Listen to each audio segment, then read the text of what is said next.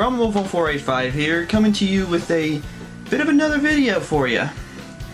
This time we're going with one of my new segments. I'm going to start doing a, finds video. And I've got quite a bit of stuff that I've actually bought over the last couple of weeks or so, so I thought I'd go ahead and give you a good example of pretty much what to expect from my finds videos. Anyways, what these are going to all be about is pretty much what I found in the last couple of weeks or so. I mean, if y'all are even interested. But I may give a small background about an item or something like that. You know, just kind of... anyways, we'll move on. Alright. Now, like I said, I specialize in several big areas as far as collecting goes. They are... the biggest is Hot Wheels. My second biggest is my album collection. My third biggest would have to be my video games. And my fourth largest would have to be, what would my fourth largest be? Huh. Well, I guess old, glass soda bottles. So, yeah. Let's begin. I'm going to start off with a simple find from a local consignment store that's sadly going out of business. The Peddler's Mall here in Hopkinsville has been here for a while now. It's closed once before, but then was reopened.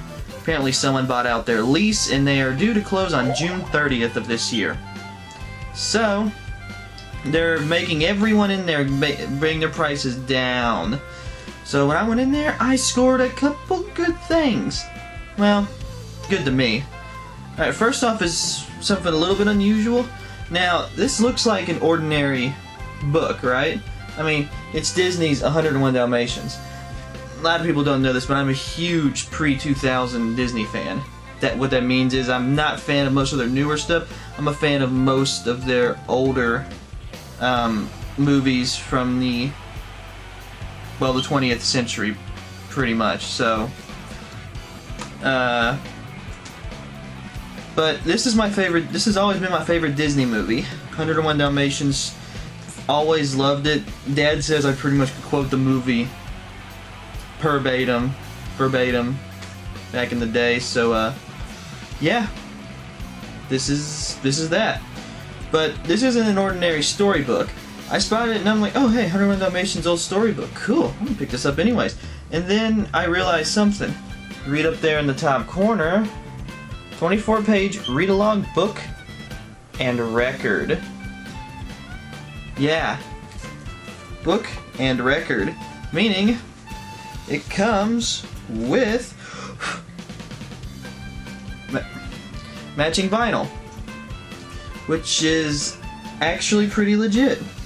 And according to this isn't even a 45. This plays, read it, 33.5. 33.5. It's the same as a regular record, only it's the size of a 45. How crazy is that? I mean, I know these things aren't worth a whole lot. I ended up paying, I think, it said $1.50 on it, but everything in the booth is 50% off, so I got it for like 75 cents, which I am not complaining about at all. But it's just one of those things where I'm just like, oh, man, I gotta have it. It's just one of my all-time favorite movies. And I've pretty much got the record to match. Now this actually contains songs from the movie itself. This one contains the Dalmatian Plantation and Cruella de Vil, and the B-side contains the actual story. Or side one, whatever. But anyways, that's one of my more interesting finds that I'm kind of proud of, because you almost don't see these anymore. Anyways, moving along. Another thing I found while I was out there the other day, Super Nintendo game. Now I've kept the label on this one of how much that I sort of paid for it. Everything in their booth was 50% off, so I did not pay this actual price, I paid half. This is a game I'm going to be using in a future video on pretty much how to clean your cartridges and stuff like that. Well, anyways, this is a game called Ultraman for the Super Nintendo. Not too familiar with it, but I love finding old Super Nintendo games.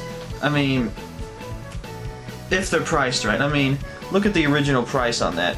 $5. Ow! It's not an exceedingly rare game, so I wasn't going to pay $5 for it. $2.50? That's only 25 cents higher than Goodwill would charge for it, so I went with it anyways. But yeah, if you look at it closely, it's kind of grimy and a bit messed up, but yeah, I'm raring to play it after I heard a friend said that he might go out there and get it, so I'm like, ooh, if he's interested, then I want to check this thing out.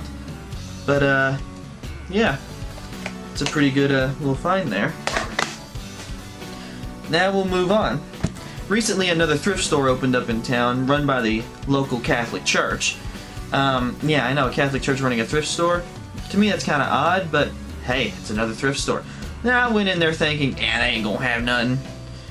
I was so wrong. I walked in there, and they had some PlayStation 1 games. Now, they had a couple PlayStation 2 games. One of them was Final Fantasy 9, whatever XI stands for. But, or 11, I don't know. But, the label would, oh man, someone had ripped the plastic and the label all the way off the box. So I'm like, I don't want to try to find the art for that. But anyway, found a couple PlayStation 1 games. Again, nothing real exciting. I mean, nothing that to write home about. I mean, found a pretty decent copy of Jeopardy for the PlayStation 1. I mean, like I said, it's nothing special. It's just, it's Jeopardy. I also got Wheel of Fortune, PlayStation 1. Again, nothing special. But, good thing about these two, though, the discs are absolutely clean. It's like no one ever played it. They just slapped it in a case and then threw it away, technically. But, yeah, I mean, it's not bad for what I got them for, and I'll tell you in a minute. But this is what got me. I found this, Frogger. Now, Frogger in of itself is not an exceedingly rare game, specifically this one. But I don't have the case to it. So I thought, I'll just get it anyways. If the disc is too scratched up, I'll just replace my disc, the one that I have, because I actually have just the disc for this. But then I opened it up. That's not Frogger. Worms World Party. Yeah. Worms World Party actually happens to be a game that I played in my childhood. My cousin owned it, and we spent hours and hours and hours playing. It's such a fun and great game. The irony of it is, the Frogger he had is the one I now own, but it was missing the case.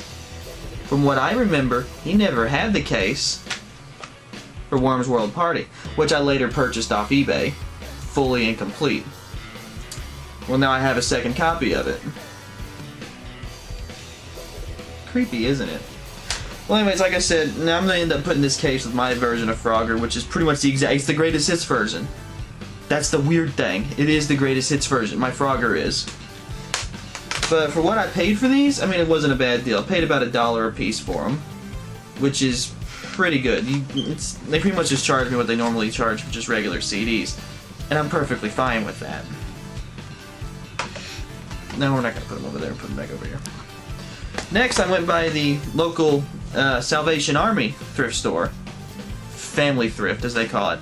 According to my dad, it was supposed to be really junky and stuff, but I walked in, the place is actually pretty clean. It didn't smell funny in there like he said it did. But, they had a lot of pretty decent stuff in there, so I walked up to the counter and looked in their little case, and they had some nice old games in there.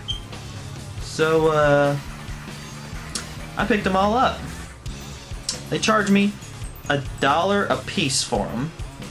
Now, again, nothing exceedingly rare, but when you get a Super Nintendo game and three original Nintendo games for $1 a piece, it makes me happy being a game collector. Normally, I'd probably flip a few of these, but I got them at a decent price where I don't feel like it. Now, moving on. The games are, this is Bram Stoker's Dracula for the Super Nintendo. Look how clean that cartridge is. Granted, I did clean it a little bit, but all I did was remove a stupid sticker that said $1 that was like right here. And got rid of some dust right here. And I always clean out the bottom of them as well, but yeah, not an exceedingly rare game, but $1. Why not? And the NES games, let me grab them here. And I want to knock the tripod over. Capcom's always been good for making NES games and stuff like DuckTales and Darkwing Duck and etc. Those games are pretty popular. I mean, DuckTales is one of the most best NES games there is, in my own opinion. But this is one called Strider. Now, I've never really heard of it, but that Capcom logo makes me happy to have it. Again, not an exceedingly rare game, but it's an original NES game. These things will be 30 years old next year. Think about that. And again, another something called Xenophobe. I sent a picture of this to my friend, and he said, "Is that Xenophobe Alien ripoff?" I don't know. You tell me. Is it a ripoff of the original movie Alien? Could be. Now, this is Sunsoft. Again, another great game company. So I'm expecting pretty good things from this. Apparently it was an old arcade game of some sort, but label's kind of ripped right there. But again, $1 for an original NES game. How could you go wrong? Back to the last one I picked up from there. Or second to last, technically. This is called Legacy of the Wizard. Again, I have no idea what this is. That was my Skype, if you heard that. I have no idea what okay, shut up. I have no idea what this is. I've never heard of this game. Again, not worth a whole lot, but something I'm going to keep in my collection, because for $1, you can't beat it. Plus, look at that art. That's pretty darn good art. But, yeah. Again, more, that. Now, this last one I bought just because it is hard to find Sega Dreamcast games around here. Or in general. A lot of people don't know what a Dreamcast is, or they threw it out, or they just don't have one anymore unless you're pretty much a game collector. But I picked this up because, for one, I love Crazy Taxi, and two, it is a Sega Dreamcast game. Now, again, I paid only $1 for this, which is fine by me. Crazy Taxi is one of the harder, what is it? Not really hard to find. It's decently hard to find, but it's a Dreamcast game. I mean, the only difference is it's in the Sega Bass Fishing case, which, because I felt like it, I actually found the disc and the manual only on eBay, so I ordered it so I could have another complete copy of a Dreamcast game. It's pretty funny. Now, the only problem is it's got quite a few scratches on it, if you can see that. But as far as scratches go, I mean, there's this place in town that'll resurface them, and I'll just get it resurfaced, and then it'll be perfectly fine, so. Let's see. Moving on. Try to keep this under 20 minutes. We're at 12, almost 13 minutes now. So, I'll go ahead and, get this picture a friend is sending me. Oh. No, stop it. There we go. This arrived in the mail today. Now, I ordered this about 2 to 3 weeks ago, so it took a while to get here because it came straight from Japan. This is a complete in-box copy of Pokemon Stadium Gold and Silver, or, as it says on the box, Pocket Monster Stadium. Now, what's so special about it? Well, there's a little thing about this, and I hope I get my facts right. If not, I will redo this entire part for this video. But what happened in Japan is they had Pokemon Stadium 1, then they had a Stadium 2, and they had Pokemon Stadium Gold and Silver. Now, what seems odd about that? Well, in the States, we got Pokemon Stadium 1 and Pokemon Stadium 2. And that's it. What happened to the third? This is the third in Japan, but this is the second for the US version. Pokemon Stadium 2 is this in the US. Pretty much when this came to the States, they rebranded as Pokemon Stadium 2. Pokemon Stadium 2 in Japan, totally different game, which I am still on the lookout for. It's not... Most of these can be had pretty cheap. I mean, the Japanese games aren't worth a whole lot at all. I mean, I bought this, it's complete in box, and I will show you how complete in box. I bought this for complete in box for about $10 shipped from Japan. I mean, look at that. Is that not cool or what? It's still got the, well, plastic's loose, I mean someone's played it. But it's got little, it's got the, what is this? I'm guessing this tells you how to hook up the system, or improper ways to hook up the system. We got the type matchup list and Pokemon guide, strategy guide I guess. Got the original manual as well. So this is about as complete as you can possibly find in this. But yeah, Pokemon's always done stuff like that. And they do it with the Final Fantasy series as well. They just really screw people over like this. But I like to have it, although this will not play on my Nintendo 64. Which makes me very sad. Because I can't play it. It's called region locked. If a system is region locked, or a game is region locked, you can't play it on another system from a different region.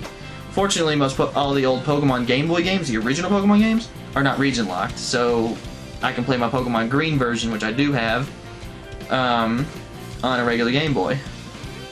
US Game Boy. Anyways, last but not least, we're going to move over to this section. This is just a few Hot Wheels I picked up for about 50 cents a piece over the weekend. And we're going to go pretty fast with this because, for one, we're at 16 minutes now. And two, I just don't feel like doing anything else. Anyways, alright, we'll save the best for last. Alright. Pretty much I just picked up a few things. I mean, we got the custom Corvette on the International short card. It's pretty legit. Old Steel Stamp Series 57 Bel Air.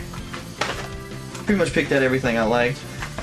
I still have to clean the dust off these. Pontiac Banshee first made its appearance, I think, in the Demolition Man series, which I have a complete of. One of my favorite Hot Wheels, the Nissan Custom Z. One of the only Hot Wheels that feature actual opening doors. Zombot, because why not? Old blue card. Blue carded BMW 850i, also one of my favorite models. An errored Datsun Bluebird 210 with the slag pushing out the wheel right there. My affiliation with Cadillacs, I bought the first edition Cadillac Escalade. Looks stupid because it's the older one. Only bought this because I think it's the rarer version, but I can't remember. But it's one of the Hot Wheels Pro Circuit cars. I usually don't buy those, but the Happy Birthday Cadillac Escalade, about around 2008 or so. The first edition Blings Cadillac Escalade. You don't see these hardly anymore.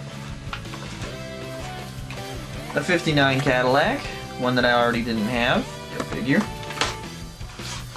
Larry's Garage Wild Thing, because it's Larry's Garage. These things are just cool. Hot Ones Sunnigan, Volkswagen Sunnigan. Don't know why I picked this up, but, you know, 50 cents, why not? Wheel variation on this Ferrari F40 here with the gold 5-spoke wheels. Again, blue card. International carded Lamborghini Diablo. I actually have a loose version sitting on my shelf of this one. This is a international carded though. Another Lamborghini Diablo. The Diablo is my favorite Lamborghini. International carded Gulch Stepper. I was disappointed when they discontinued this vehicle. Another international. No, it's an international. This is just a normal Gulch Stepper. And then a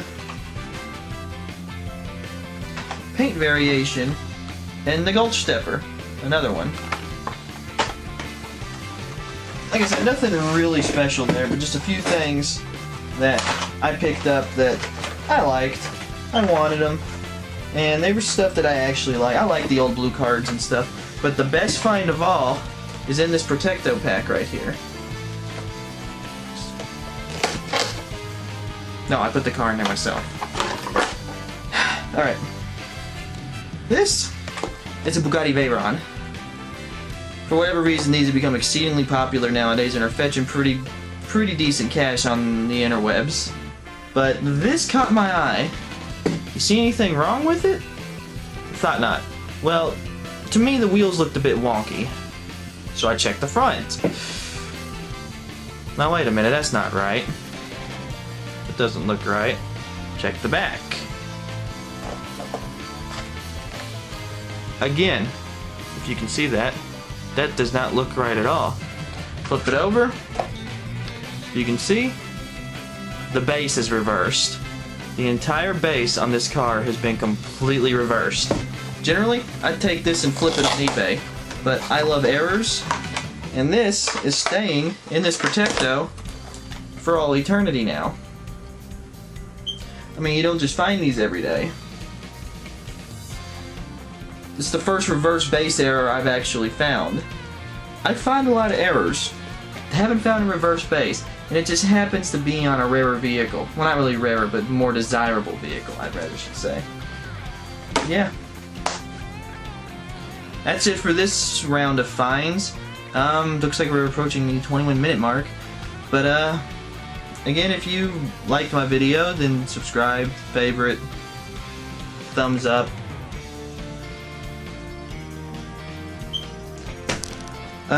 Just leave a comment below on what you thought, and I'll see you next time. Peace.